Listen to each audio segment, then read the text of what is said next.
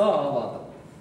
Eli kerropa vähän fiiliksiä, mitä näyttää. Vau, näyttää kyllä mahtavalta, että oot tuonut tämän veden ja huone näyttää paljon valoisammalta ja suuremmalta. Joo.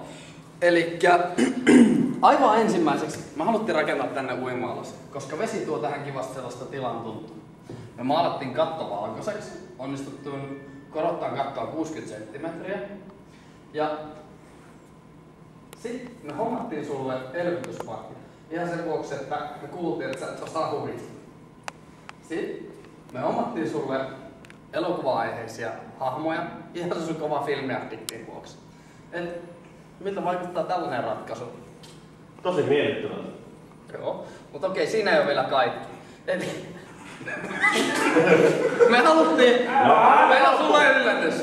Eli kuten sä sanoit ennen projektin alkua, että arktiset olosuhteet on lähellä sun sydäntä, niin me hommattiin sulle tähän ne Eskimo. Eihän tuo kaveri vittu mahtuu poikaa.